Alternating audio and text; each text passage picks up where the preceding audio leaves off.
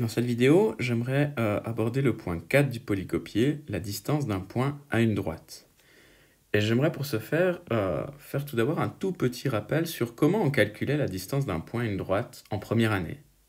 Donc en première année, on faisait de la géométrie purement descriptive. Il n'y avait pas d'équation pour cette géométrie. Donc on avait uniquement des droites. Donc si on avait une droite D, ben simplement elle était donnée comme ça. Et puis, quelque part, on avait un point P. Puis on vous demandait de calculer la distance entre le point P et la droite D. Quelque chose qu'on notait de cette façon. Où ce petit d, en fait, c'est un delta, donc un d minuscule grec qui indique la distance. Et comment on pouvait calculer cette chose-là? Ben, il fallait tout d'abord calculer quelque chose qui était un point intermédiaire. Il fallait calculer ce point, souvent on l'appelait H, qui était la projection orthogonale de P sur D. Ça vous rappelle peut-être quelque chose. Donc, qu'est-ce que c'est? C'est simplement, c'était le point H qui est sur D tel que, si vous voulez, le segment PH ou la droite PH est perpendiculaire à D. Et finalement, la distance entre le point P et la droite D, eh bien, c'était cette distance-là. Donc, vous preniez votre règle et puis vous mesuriez cette chose-là, qui était la distance entre le point P et la droite D. Aujourd'hui, vous êtes en troisième année. Qu'est-ce qui a changé? Eh bien, ce qui a changé, c'est que la droite D, maintenant, on la donne par une équation. Et puis, le point P, on est dans un repère orthonormé, hein, donc notre point P, il est également donné par des coordonnées x, y, par rapport à un repère qui serait ici. Un repère x, un axe y, un point O, un petit vecteur directeur i et un petit vecteur directeur j. Voilà ce qui a changé. Et la question qu'on va se poser, c'est est-ce que cette distance, on va pouvoir l'exprimer en fonction eh bien, de ce x0, de ce y0, de ce a, de ce b, de ce c. Et évidemment, si je vous pose cette question, c'est que la réponse est oui.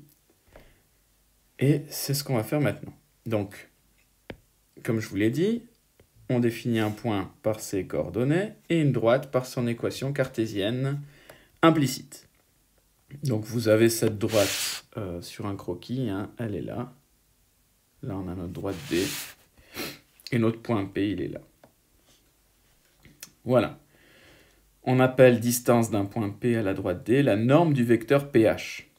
Ben oui, si vous regardez la distance du point P à la droite D, elle est de nouveau là. Et cette distance, depuis qu'on a vu les vecteurs, eh bien, on peut l'exprimer comme la norme du vecteur PH. H, c'est la projection orthogonale de P sur la droite D. Alors, ça ne nous aide pas beaucoup, ça, parce que ce point H, dans la réalité, il n'est pas donné. On vous donne une droite et on vous donne le point P, le point H n'est pas donné. En fait, il y a deux théorèmes pour calculer cette distance directement. En fait, sans vraiment calculer le point H. Le point H, il est calculé dans la démonstration des théorèmes, mais on ne va pas la faire.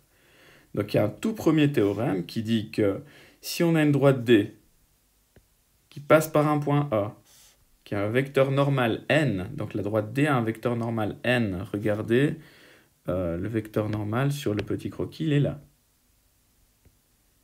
Voilà, ça c'est le vecteur normal, et la droite D, elle est ici.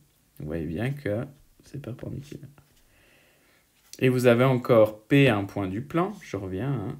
Alors la distance entre le point P et la droite D, elle est donnée par cette formule.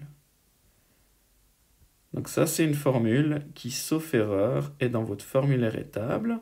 Sinon, de toute façon, comme ce chapitre il est vu à distance, n'hésitez pas à utiliser le polycopier dans les exercices. Donc on ne va pas faire la démonstration, mais on va peut-être juste regarder. Vous voyez la distance entre un point et une droite, ben, vous avez d'un côté AP. AP, c'est un vecteur qui sera donné, parce que le point A, c'est un point de la droite, et le point P, c'est le point justement sur lequel on va calculer la distance. Le vecteur N, on peut le calculer assez facilement, à partir d'une droite. On a vu pour une droite AX plus BY plus C égale 0 que le vecteur N, c'était notamment AB.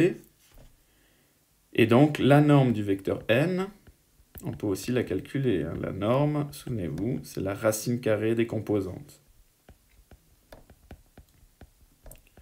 La racine carrée du carré des composantes, pardon. Donc vous voyez que cette formule, elle peut s'utiliser assez rapidement dès qu'on veut calculer la distance entre un point et une droite. Alors il y a une deuxième formule, un deuxième théorème. En fait, les deux sont toujours applicables, ça dépend de ce qui est dans la donnée de l'exercice. Si on a un point P, une droite D qui est donnée par une équation cette fois, donc le vecteur normal il est donné directement, mais on n'aurait pas un point A, on aurait juste l'équation.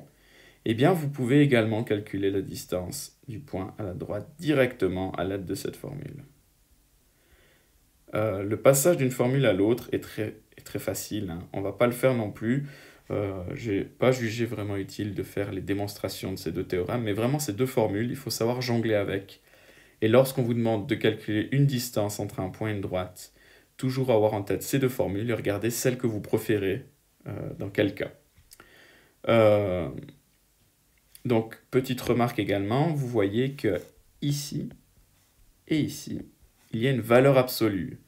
Donc cette valeur absolue, simplement, vous faites le calcul de ce qu'il y a à l'intérieur, et puis si vous trouvez moins 3, ben vous enlevez le moins. Cette valeur absolue, ça ne doit pas être vu comme une difficulté, c'est simplement, dans votre exercice, vous effacez le moins à la fin. Je propose de faire un exemple et d'arrêter là. Calculez la distance entre un point P et une droite qui passe par un point A et qui est dirigée par un vecteur directeur. Alors, comme on a un point A, ça suggère peut-être d'utiliser la distance, d'utiliser la première formule, qui serait de dire, au fond, quelle était ma première formule? C'était le vecteur AP, produit scalaire avec le vecteur normal, sur la norme du vecteur normal. Alors, avant d'appliquer cette formule, essayons de regarder si on a tout. Donc AP, on a le point A, on a le point P, donc on peut calculer le vecteur AP assez facilement, hein. Petit rappel, on prend les coordonnées du second, moins les coordonnées du premier. Donc moins 2, moins 1, et 3, moins 1. Ce qui me donne moins 3 et 4. Voilà mon vecteur AP. Ensuite, je dois calculer un vecteur normal à la droite, n. Mais on nous donne qu'un vecteur directeur. Alors, rappelez-vous, lorsqu'on a un vecteur directeur, pour calculer un vecteur normal, on peut simplement inverser, on inverse les deux composantes du vecteur directeur et on met un moins devant, l'une ou l'autre. Donc, j'inverse les deux, ça va me donner 1 et moins 2, et donc moins 1, moins 2. Voilà. Donc, maintenant, j'applique. Donc, AP, c'était moins 3, 4, produit scalaire avec moins 1, moins 2. Et au dénominateur, alors comment on fait la norme d'un vecteur? On fait la racine carrée de la somme des composantes au carré. Alors, excusez-moi, ce serait moins 1 ici et moins 2 ici, mais vous voyez que le moins ne sert à rien. Donc au numérateur, je vais avoir moins 3 fois moins 1, ça va donner 3, plus 4 fois moins 1, 3, moins... 4 fois... Oui, le vecteur directeur, c'est pas moins 1, c'est moins 1, moins 2. Donc, plus 4 fois moins 2, donc moins 8. Et au dénominateur, je vais avoir la racine carrée de 1 plus 4. Et donc, finalement, 3 moins 8, ça nous donne 5. Ça nous donne moins 5. Mais, comme j'ai la valeur absolue, je vais avoir 5 sur racine de 5. Je fais fois racine de 5 sur racine de 5. Alors, peut-être je l'ai écrit encore hein,